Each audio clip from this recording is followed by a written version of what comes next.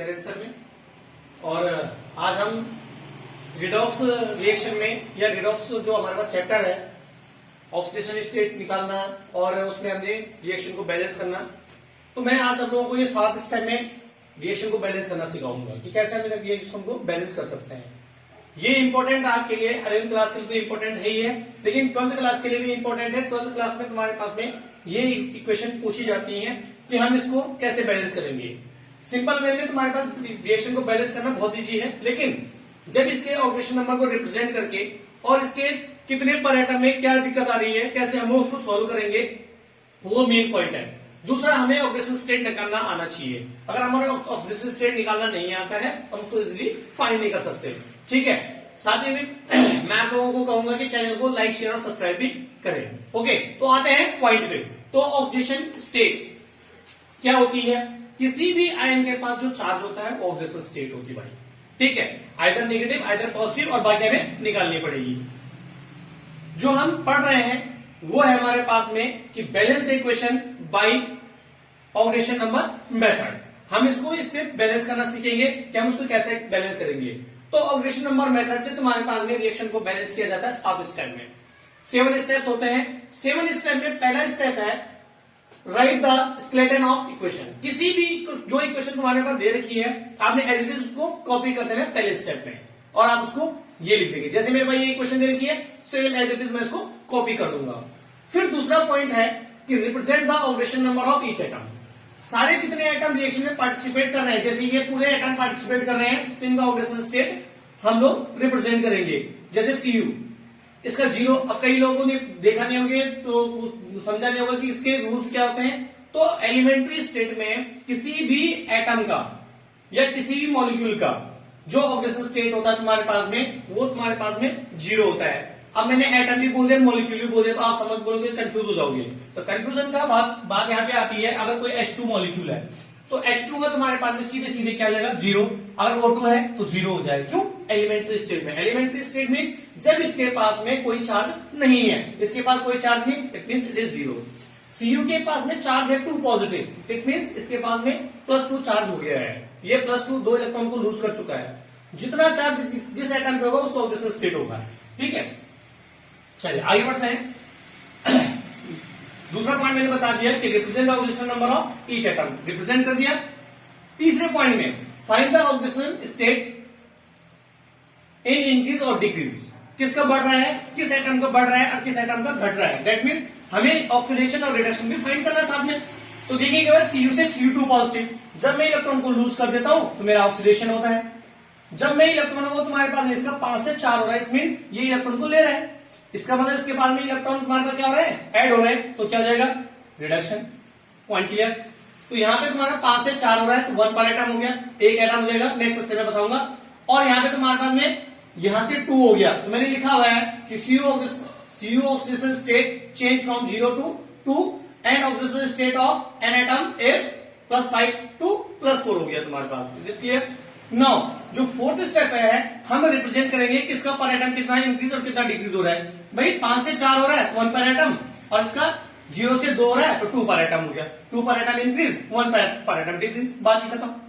ठीक है, 4th step में क्या करना है कि रिप्रेजेंट द इंक्रीज और decrease oxidation state.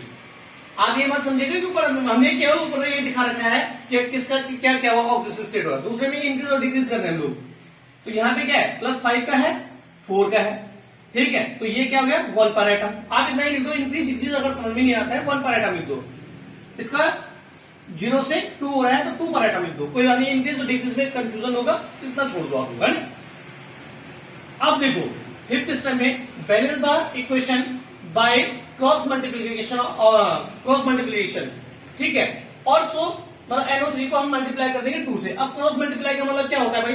Cross multiply का मतलब है कि जो ये है क्रॉस मल्टीप्लाई, ये वाला तुम्हारे पास में मल्टीप्लाई हो जाएगा इस n के साथ में, और ये वाला मल्टीप्लाई हो जाएगा किसके साथ में? इसके साथ में। अब मैं क्यों ऐसा कर क्रॉस मल्टीप्लाई कर रहा हूं? क्योंकि ऑक्सीडेशन वाला रिडक्शन के साथ में मल्टीप्लाई होता है और रिडक्शन वाला ऑक्सीडेशन के साथ में मल्टीप्लाई होता है। तो ये ऑक्सीडेशन वाला रिडक्शन के साथ जाएगा, इसका रिडक्शन वाला इसके साथ जाएगा। मैंने वही करा, नीचे लिख दिया भाई 1 से मल्टीप्लाई हम किसी को करते हैं तो 1 ही आएगा, तो सिंपल बात 1 हो गया। अब मैं 2 से मल्टीप्लाई करूं, मैंने इसके आगे 2 लगा दिया, मुझे इस साइड से भी कोई मतलब लेना देना नहीं है, मुझे इसी साइड से लेना देना है। ठीक है, इधर से मुझे लेना देना है तो मैंने 2 से मल्टीप्लाई कर दिया इसको। Point clear. पांचवें में हमने बैलेंस कर दिया इक्वेशन को, ठीक है, by the cross multiplication, cross multiply कर दिया हमने, तो इससे हम लोग इसको बैलेंस करेंगे।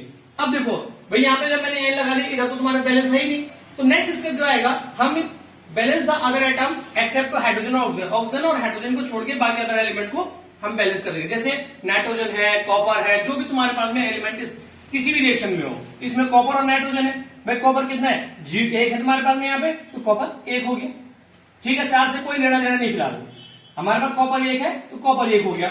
नाइट्रोजन कितने है हमारे पास में, 2 है, तो मैंने यहाँ भी 2 लगा दिया, तो नाइट्रोजन में बैलेंस हो गया। आप लोग चाहेंगे तो यहाँ पे तुम्हारे पास में इसका ऑक्सीजन स्टेट भी रिप्रेजेंट कर सकते हैं। इसका -2 होता है, इसमें तुम्हारे माइनस, इसमें -2 चार्ज, इस पे 0, इस पे प्लस।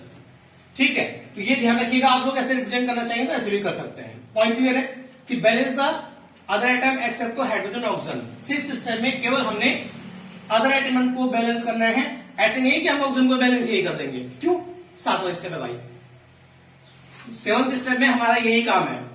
अब जो मेन बात आती है 7th स्टेप की, यही सबसे बड़ा खेल है। अब खेल कैसे है, अगर तुम्हें इक्वेशन में पूछा गया है कि रिएक्शन को बैलेंस करना है एसिडिक मीडियम में, और पूछा गया है रिएक्शन को बैलेंस करना है बेसिक मीडियम में। Acidic medium that means H positive ion, और बेसिक मीडियम मतलब OH नेगेटिव।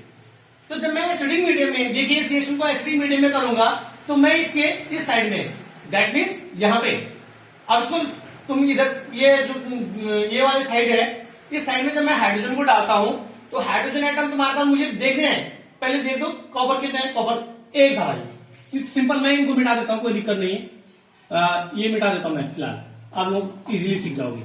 मैंने H डाल दिया, ठीक है, नीचे वाले स्टेप को नहीं देखेंगे आप लोग, मैं इसको मिटा ही देता हूं, आप लोगों को कंफ्यूजन होगा कि पता नहीं सर ने क्या कर रखा है। तो देखो ये है, अब एसिडिक मीडियम में कर रहे हैं, तो आप लोग इधर की साइड में क्या डाल देंगे, H पॉजिटिव डाल देंगे भाई। ठीक है, H पॉजिटिव डाल दिया, तो देखो हमारे पास में क्या है, 3 2 6, बेस ऑक्सीजन का कितना है, 6 है, यहाँ पे क्या है, 2 2 4, 4 है। मुझे बैलेंस करना है, तो 2 हमारे पास में ज्यादा हो रहे हैं ऑक्सीजन, तो 2 ऑक्सीजन बैलेंस हो रहे हैं, बैलेंस करने हैं, तो मैंने यहाँ पे प्लस किया, और यहाँ पे मैंने 4H डाल दिए, 4H, यहाँ पे मैंने 2H2O कर दिया। तो देखो भाई, अब देखो 4H मतलब 2 बैलेंस नहीं हो रहे थे, तो H2O के फॉर्म में यहाँ पे निकाल दिए इधर से, तो देखो 2 यहाँ हो गए तुम्हारे पास में, और ये 2 2 4, 6 हो गए तुम्हारे पास, हाइड्रोजन 4 नहीं थे, 2 2 4 4, ये बैलेंस हो गई इक्वेशन एसिडिक मीडियम में। ध्यान रखिएगा, किसमें बैलेंस हो गया भाई, एसिडिक मीडियम में बैलेंस हो गई। आपने इधर की साइड में हाइड्रोजन एटम मतलब H पॉजिटिव आयन डाल देना है। H positive ion acidic concentration को दिखाता है, इट मींस हमने इसको एसिडिक मीडियम में कर दिया है। अगर मैं बेसिक मीडियम की बात करूंगा, now next reaction is MnO4 negative, Br negative, MnO2 और BrO3 नेगेटिव। इसको भी सेम स्टेप में करना है। पहले स्टेप ये रफ स्केलेट अराउंड इक्वेशन, आप जो रिएक्शन देख के उसको ऐसे लिख देंगे, represent the oxygen number of each atom, each सभी एटम का ऑक्सीजन नंबर रिप्रेजेंट करेंगे, वो तुम्हें मैंने नेक्स्ट पहले वीडियो में बताया था। ठीक है, तो इसमें तुम्हारे पास में ये रिप्रेजेंट कर लेंगे आप लोग। फिर ऑक्सीजन नंबर किसका हो रहा है, किसका बढ़ रहा है, किसका घट रहा है, सब लिख लेंगे यहाँ पे। तो यहाँ पे Br का -1 था, Br 5 हो रहा है तुम्हारे पास में। ठीक है, तो पहले तुम्हारा -1 से 0 पे आएगा, 0 से 5 पे, तो 6 हो गया, और इसका 7 से और 7 से, और कितना हो रहा है, 4 हो रहा है, तो 3 पर एटम हो गया भाई। Next represent oxygen state increase और डिक्रीज, इंक्रीज और डिक्रीज में तो Br का तुम्हारे पास 6 पर एटम था, और इसका तुम्हारे पास में 7 पर एटम था, तो 3 पर एटम था, तो इसको क्रॉस मल्टीप्लाई करने पर काट सकते हैं हम लोग इजीली इसको, तो कैंसिल आउट कर दिया मैंने, 3 2 6, 2 पर एटम हो जाएगा हमारा सीधे सीधे। तो जो इसका 2 होगा ये मल्टीप्लाई हो जाएगा इसके साथ में, क्रॉस मल्टीप्लाई नेक्स्ट स्टेप में कि मैं इसके क्रॉस मल्टीप्लाई कर रहा हूं, तो क्रॉस मल्टीप्लाई में जो तुम्हारे पास 2 बचा हुआ ऊपर का, ये तुम्हारे पास इसके साथ में मल्टीप्लाई हो गया। सेम तुम्हारे बाकी रिएक्शन, नेक्स्ट तुम्हारे पास में आप लोग बैलेंस कर देंगे अदर आइटम को ऑक्सीजन को छोड़ के। Mn यहाँ पे 2 है, यहाँ पे भी 2 हो गए, ऑक्सीजन यहाँ पे 1 है, तो यहाँ पे भी ऑक्सीजन 1 है, बाकी रिएक्शन सेम चलती रहेगी। उसके बाद में क्या करना है कि balance the equation in acidic medium. Acidic medium में मैं इक्वेशन को बैलेंस करूंगा, तो यहाँ पे 2MnO4, ये देखो मेरे पास कितने 4 गुना 8, 4 2 8 ऑक्सीजन है तुम्हारे पास, इधर क्या है 2 2 4 और 3 7 हो गए। तो मुझे तुम्हारे पास क्या चाहिए, तुम्हारे पास में 2 O चाहिए तुम्हारे पास में, नहीं 1 O चाहिए तुम्हारे पास, तो मैंने 2H ले लिए, 2H ले लिए तुम्हारे पास, H2O, तो ये पूरा बैलेंस हो जाएगा 8 7 नहीं 4 7 और 8 और 4 गुना 8, ठीक है 8 हो गए, बैलेंस हो गई एसिडिक मीडियम में। जब मैं इसको बेसिक मीडियम में बैलेंस करूंगा तो एक साइड में H2O रखूंगा, दूसरी साइड में क्या रखूंगा, OH रखूंगा नेगेटिव में।